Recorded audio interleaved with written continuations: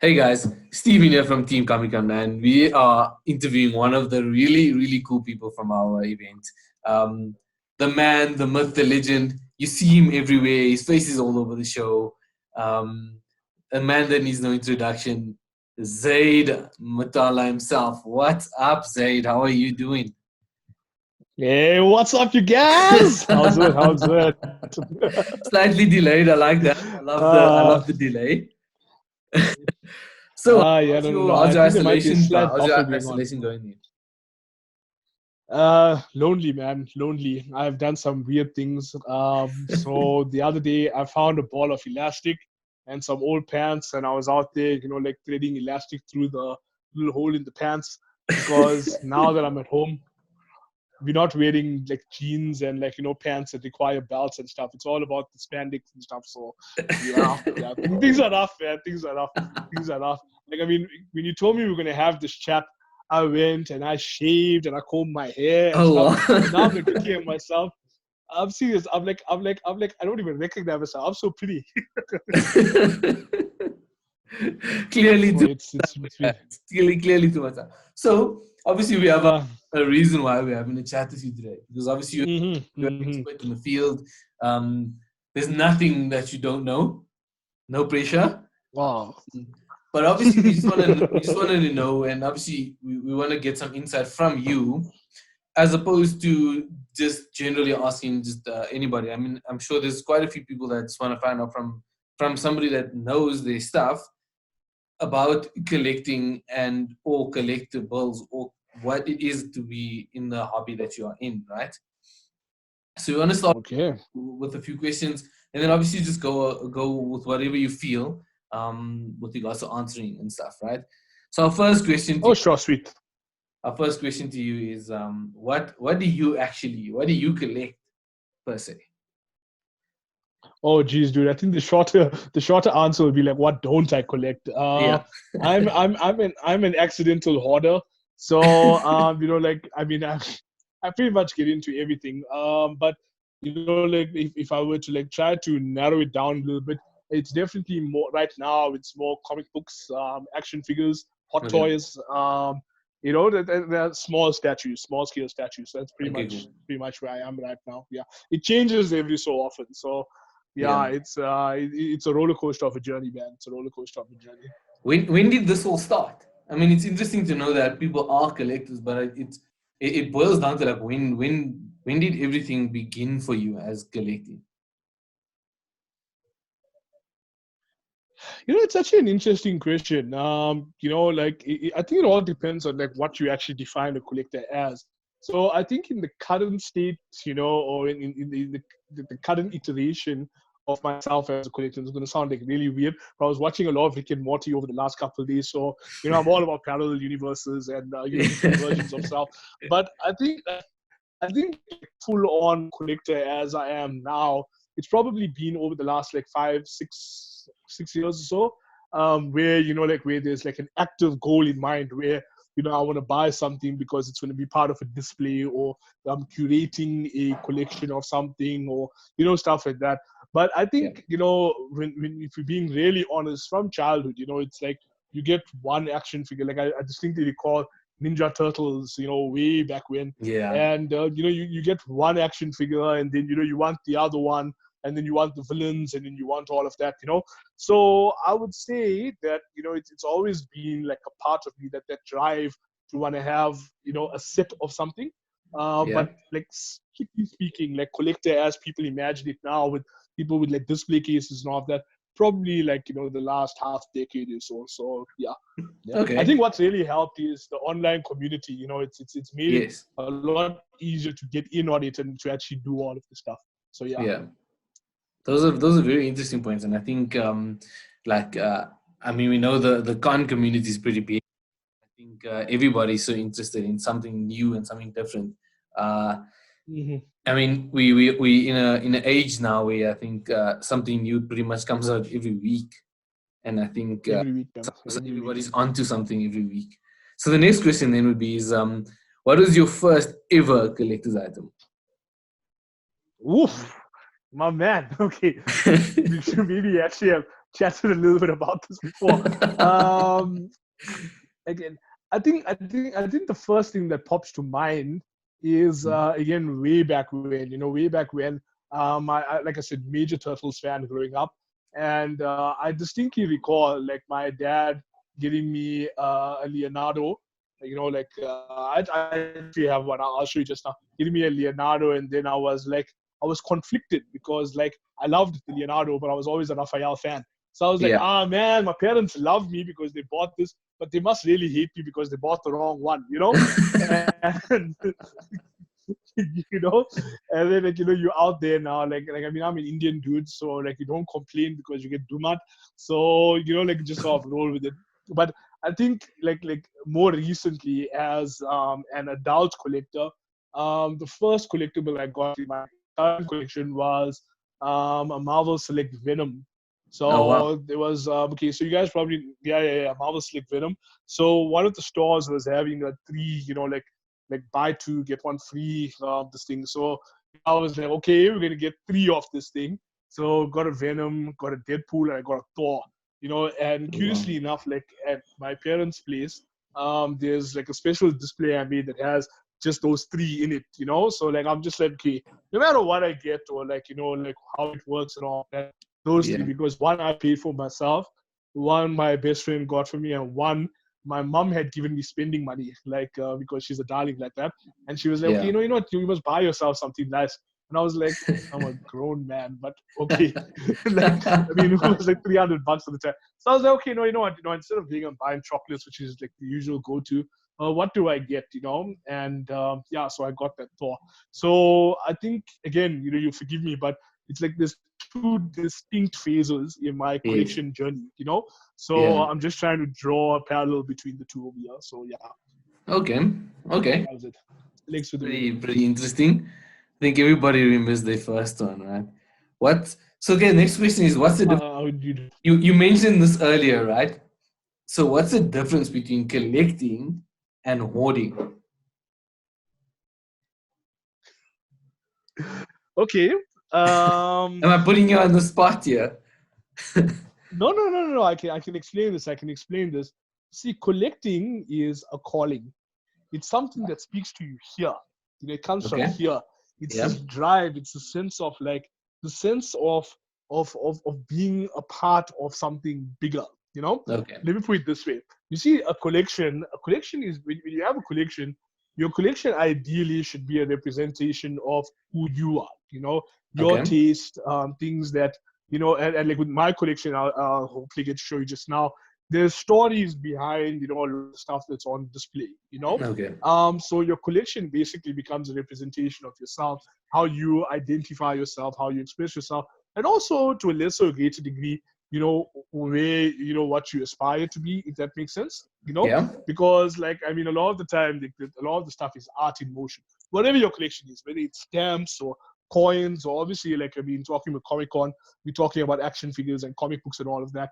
So that's one element, and then also too, there's a bigger plan when it comes to collecting, because like you may buy something that you're speculating on it. I talk a lot about speculating, where you look at something, you're like, okay, you know what, in a couple of years time this is possibly going to go up in value, so let me buy it now and let me stash it, let me collect this, keep it, maybe later there'll be something with it. Whereas with hoarding, you're just like buying a whole lot of random stuff and you're just keeping it, like with what like some people are doing with toilet paper right now. People are just Hmm. buying a whole lot of toilet paper. The Yeah. odds of you getting to use all of it, is very, very small. But there's no real system in place in terms of like, okay, why are you doing this? Well, like Yeah. it's just a reaction. There's no cause and effect. You know what I mean? If that makes sense. So I think Okay. it's a very subtle distinction. And I think the danger is, in as much as, I pride myself on being a collector, there's Yeah. always the risk that, you might accidentally become a hoarder. And I've definitely started falling into that trap, which made it important for me to start like figuring it out now. Like, what is it that needs to be here? What is it me just being greedy? That kind of thing. So yeah, Okay. there's a fine line between them. Makes sense. Makes sense. That's a very dangerous question, Stephen. That's a very dangerous question you're asking. You're Okay, dealing then let me dangerously, steer my clear. brother. Let me steer Dealing clear. dangerously. I'll stay away from those, right? Let me stay away from those dodgy questions. I'll move on to the next. Yeah. How do you store your collectibles then? Okay, so I have a couple of different ways of doing it. So there's obviously the stuff. Okay, so I have the place I'm renting at the moment is relatively small. Yeah. So what I do is I have some main display cases, and those are more of like what I would call my showpiece, stuff. Mm. So that's the stuff now where there's like I said, it's story behind or I'm looking at it now, and then the rest of the stuff over here, I'm gonna show you, right? So this here is the graveyard. I call this area here the graveyard because that's where boxes go to die. So it's a whole area over here that has my comic book boxes over there. And then if you go Wow. slightly deeper in, those are all the statues and stuff that don't really have a place to be displayed right now. And then there are dozens and dozens and dozens of, you get those black love totes Yes. that I got in storage as well. So it's bad. It's bad. There's a lot of stuff. But as much as possible, try to keep everything dry. Try to keep everything like stable. So don't just stuff things in anyhow. Like try to Yeah. have like a system in how you store it so your stuff doesn't get damaged. And also try to maintain a list of what's where. So it happened to me once where I was moving between places and I had a whole box of PS games go taking a walk because you just buy stuff. I went through a phase where I was collecting games and collector editions as well, and you just like get the stuff and you stuffing, you just stashing, and stuff Okay. takes a walk. So Okay. yeah, I got stuff next door all over the place, but yeah, just as much as possible, try to keep everything upright, try to keep everything bubble wrap. So yeah, but that's pretty much how I do it. Okay.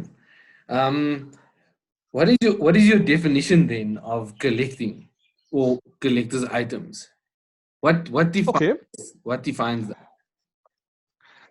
that's another difficult one. I think it's very very subjective. Look, Yeah. like I think I think what comes first is one needs to define when it comes to being a collector. What does that really mean to you? Then it becomes easier to define like Okay. what's a collectible and what's not. Mm-hmm. Like for example, somebody would say like stuff that's numbered. The easiest one is if it says collector's edition on it, it's probably a collectible. But that's also the sales point behind it because Okay. people tell you that it's like number one of so many, so you need to collect them all and all of that stuff. So I think for me, a collectible is anything that you can attach either monetary or emotional value to, Okay. and that's just a personal definition. So anything that you can attach like a value to that, okay, look, one day I might be able to resell this thing for X amount, that could very well be a collectible. On the other hand, something that okay, my mom bought this for me, or my dad bought this for me, or my girlfriend bought this for me, or my whoever got this for me, or I got this for myself when I achieved X, Y, and Z milestone. These are all things that could be collectibles. Okay. And then of course, if you're really in doubt, you can watch, like some of the content I put out and some of the content that's out there where we tell you specifically this is a collectible, pre-order now, you need to buy it now. So in the summary like this year doing that, buy that thing, then like okay, Then it's you know. possibly All it's right. possibly a collectible. Okay. Outside of pop culture or outside of Mm. a Comic Con, outside of anything closely related, right? What other items do you collect or have you collected? Okay. Art supplies and coins. So Coins. Yeah. coins. Yeah. Yeah, art supplies and coins. So Okay. Cool. I'm calling it collecting art supplies because like the amount of money that I spend on random art supplies, I'm probably never going to end up using. It's actually shameful, and that may very well be hoarding. But this is a safe space, so I'm talking about it Yeah, now. it's a No safe judgment, space. no judgment. No, nobody but else will see but this. I promise. yeah, okay. What? Really? Okay. So, and then the other one is, like I dabble a little bit in coins. But then this is the catch 22 now because like, you try to collect coins and then at the same time you try to collect like other collectibles, Yeah. and it becomes really difficult now because you got to spend coin on coins, whereas you can Okay. spend coin on other stuff. So I'm like, ah! So yeah, it's a vicious cycle, man. It's a vicious cycle. Okay. So yeah, those two things. Those two So things. the next question then would be what do you think about people parallel importing? collectibles when especially when there are local suppliers? Hmm. Dude, yes, man. You're gonna get me into a lot of trouble here, man. You're gonna get me into a lot of trouble. Okay, this is just a personal opinion. Yeah. I think that you know what, there are some really awesome people out there. You know, like the store owners. You know, I'm very very blessed, very very fortunate that I know them on a one-on-one level. And what happens is a lot of them, this is their livelihood. You know, Mm. and while it's entirely okay to for people to spend your money where you want to, at the same time, I'm always going to be pushing this agenda where like buy local, support local. Support local. There was a debate a little, like I said, I'm very active with Hot Toys, and a little while back there was this whole hubbub going around like, okay, what, Hot Toys in South Africa are so expensive. If you have to parallel import them via like Indonesia and stuff, it's going to be so much cheaper and this and that. And then what ends up happening is, like you start to realize that those guys, to save maybe like 500 bucks, they end up spending like, another grand or something just going through all the hoops to get customs clearance and all of that stuff. Then there's other things now where like when it comes to comic books, you go and then you try to get stuff via like some other random supplier because it's going to work out like 10 rand cheaper a book or whatever it is. And then you start to realize that the amount of drama that goes into it, my God, it's just pointless. So I'm always like, to each their own, you do you, boo.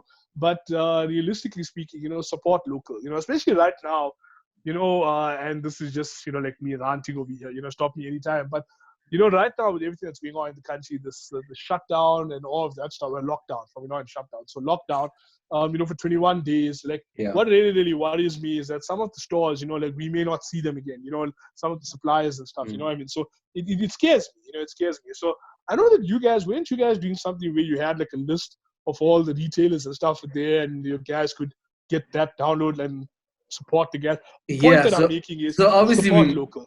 yeah. So obviously we know that the local industry has taken a big knock, especially the small to medium enterprises. We know that a lot of the fans also they rely on those guys at our event, especially like if we're looking at like the artist alley and the block.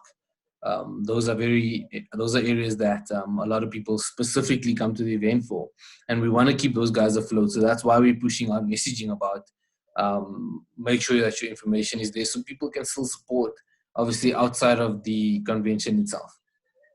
Hmm. So Hmm. obviously Support this is local, not guys. Support you're not local. interviewing me, yeah. So stop Oh yeah. Sorry for force of questions. habit. Force of habit. Sorry, force of habit. Right. I don't know. Like I start like when people ask me questions about myself, I start like blushing and then I turn purple and all that. And then it's just not good for you. Sorry, man. Sorry, force of habit. Sorry. I was sick. Right? Um, All right, my Support next local, guys. question. Support Move on to local. the next question. Let's move on to the next question. Thank you. Thank you. All Thank you. right. Thank you. So some people don't think stuff available in stores like pops, for example, aren't real collectibles, right? A lot of people don't think that that falls into the collector's sphere, for example. What are your thoughts? Mm. What do you think? No, guys, this can I be completely frank here? Like completely frank. Yeah. Like you may have to bleep out some stuff and all that. This elitist nonsense needs to stop up. Like seriously, guys, you need to stop this thing right now. You know, like I said earlier, like collecting is a journey. Being a collector, Mm. it's a journey. So whatever it is that resonates with you, you collect that. You go Yeah. collect that. I know somebody who collects pencil cases. Legit. Pencil cases. Everywhere they go, they buy a pencil case, and that's their thing. I don't know what they put in the pencil cases, but that's their jam. So yes, maybe from like if you got, okay, let's be honest, right? On one level, you have people who are collecting Funko Pops, and those, if you're lucky, are like anywhere from like 70 bucks to 300 bucks, whatever the case, depending on what it is, And then you get like other collectibles, like your higher end statues, which are like 30, 40 grand a pop. Now, for me, I'm like, look, if you are one of those people on either scale, so if you are somebody who's just collecting pops and that's your jam, that is your jam, honey. That's your jam. You do that. You know what I mean? And if you're somebody on the other end of the spectrum now who's collecting these like super high end things, there's no need for either of you now to be like bad mouthing the other person. Now the Yeah. pops thing, right? This upsets me a little bit. The pops thing, you see, because now like Funko Pops have become fairly mainstream over the last couple of years. Like where you can go to, I think it's like you can go to this game, you can get them, you can get them at Toys R Us, Musica, etc. Um, Look, I understand that for some people, Mm. because pops are so widely spread now, it feels as though it's lost the exclusivity of it, and I get that. But at the same time, I just feel that the collecting journey rather, should not be about whether it's hard to get or easy to get or whatever. It's a personal journey. So if Mm. you went and you saw like a Funko Pop of Darth Vader, and for some reason that Darth Vader pop like resonated with you in some way, shape, or form, then get it. No problem. It's easy. You know what I mean? So Yeah. yeah, no, I don't see the issue with it. I think all collectibles, like it's a collector's journey. You know what I mean? Yeah. So whatever your Very journey is, you personal. do your thing, man. You do your thing. It's a Very personal thing. You personal. do your thing. Yeah. Do your thing. All right. Okay. Then the next question, right? And I remember a few years ago you wrote an article about the types of collectors, and Oh yeah, right. I remember that. Um, I know it's obviously a few years later, but do you still stand by that? Do you still believe in that? Is it still a thing for you? Steve, you're killing me, man. Okay, so for like the 5 million people who never read that article, basically, They're when going I to search when for I it started, now. I'll give you the links. Like that thing over there. I was basically trying to figure out my identity as a collector. Okay. And because like suddenly, when you start this journey, a lot of people don't understand it. Like people are just like, you're a grown man, you're collecting toys. You know what I mean? You're a grown man and you're spending a lot of money on comic books and stuff there. What's wrong with you? And I was sort of trying to make sense of it. So speaking to the different guys I knew back then, trying to get an idea of who's who in the zoo. And I can tell you now that I absolutely stand by it. I absolutely stand by it. But I think also now I've become a little bit more, I don't know, accepting of other types of collectors. Okay. Like if memory serves, there was, like the type of collector I was talking about. If there was like the Grail Goblin, say that 3 times fast. And like basically, there are some collectors who, I kid you not, these guys back then was, let's say for example, this protractor was announced as a pre-order now, right? This guys, they would be like, oh my God, that's a Grail. That's a protractor I've been wanting my whole life. My life is complete now. I'm gonna get the protractor, and they go crazy, for every single thing. And so you still very much do get those guys, but I can understand now that what, for some people, that excitement, this hobby represents an escape from life, like the general Mm. madness that is this life. I was going to use another word there, but kids might be watching. So, and yeah, so I very much stand by it. Probably get into a lot of trouble for some of the opinions I expressed over there, but I think that like that, like the hobby itself, this has been a journey. Now I understand some of the folks a little bit better. But I challenge you, if you have a look at that, you see, like Steve, you'll find yourself in there. I know you'll Yeah, find yourself probably in there. somewhere. Probably. You find yourself in All there. my collectors are very narcissistic. I only collect Yes, Steve's. you guys must go and check out Steve's there sometime. Like you must go and check. There's a Steve for every occasion. Yeah. There's a Steve Okay. for every So occasion. obviously, collecting is a costly hobby. It's not cheap. It's not. It's something you have to dedicate. You have to dedicate a certain budget to. Maybe sometimes monthly, sometimes weekly. For some people. Um, so how does one manage to curate that collection in that sense? Look, really, we should have had a conversation about this before. But okay, not everyone's gonna like what I'm gonna say, right? But the first thing, I think, the first and most important thing is to realize that this is a part of who you are. It is not who you are, right? So why I say that, I know some guys who go and put themselves into serious debt, just because of collecting. Like, I mean, Yeah. they want to have that Prime One, or they want to have that XM piece, and all these things are wonderful. But the first thing is you got to be realistic. Stay in your lane. Stay in your lane. That's the most. I think that's the first piece of advice I can offer anyone. I personally, sometimes look at the higher end collectibles. And I think to myself, hey, this is tops. I can I can go and buy this. I can put on a pre-order. I can use a payment plan, which are all options. But then I'm like, okay, but listen, where do I keep it? Like where do I keep it? What do I do with it? And what am I going to have to sacrifice in my day-to-day life in order to be able to have this? Yeah. So I think that's the first question you need to ask yourself.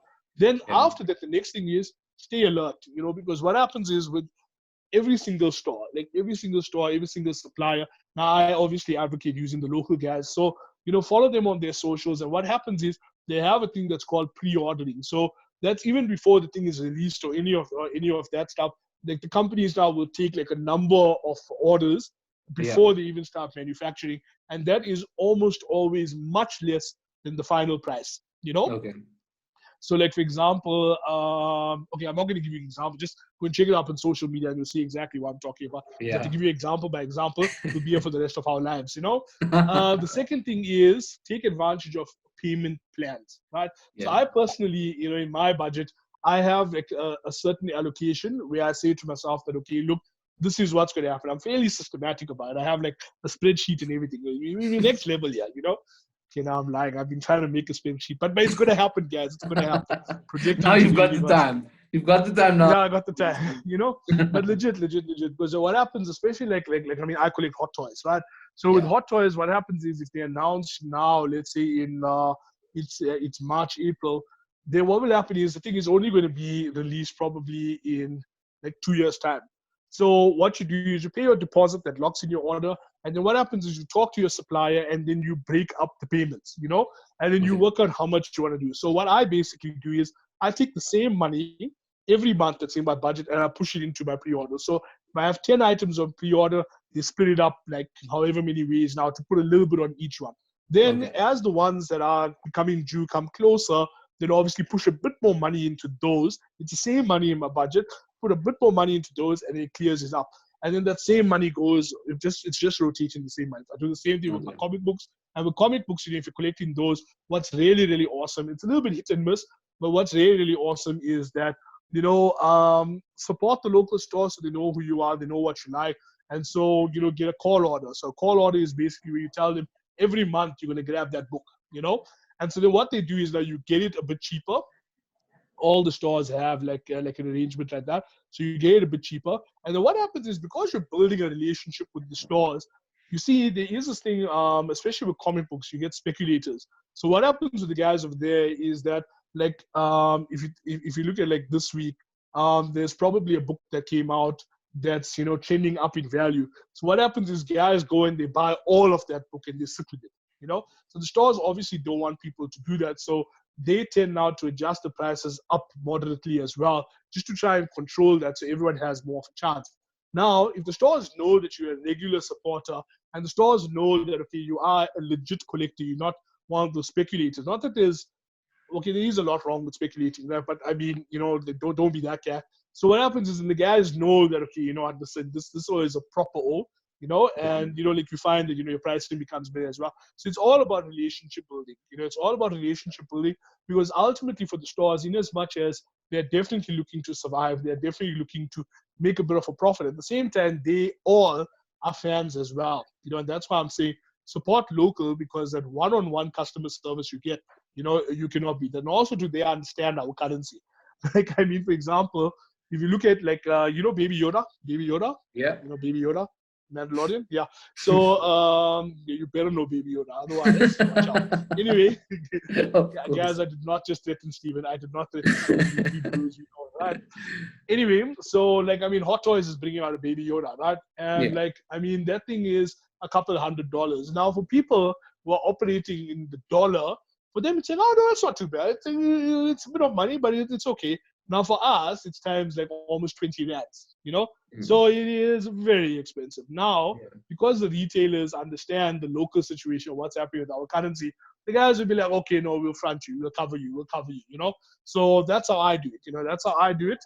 And it just makes it just makes it that much better. So it becomes a bit more affordable. So it just requires some discipline Yeah. and it requires a little bit of planning and then also a lot of good luck that comes from just fostering good relationships. So do the Yeah. thing. Awesome. Well, Zaid, thank you so much for your time, man. I think Oh, my absolute pleasure, man. My a absolute lot of pleasure. people wanted to hear what you had to say. And I think there's a lot of people that are borderline wanting to collect and borderline wanting to get into this industry, or wanting to get something, or they already started but they don't know, or they just need a bit of guidance. And I think what you've given them is obviously a bit of a lot more direction and assistance there. But thank you so much for your time, man. Absolute pleasure, brother. Anytime, anytime. You stay Right. safe now, eh? Yeah. You stay Cheers, safe. man. We'll chat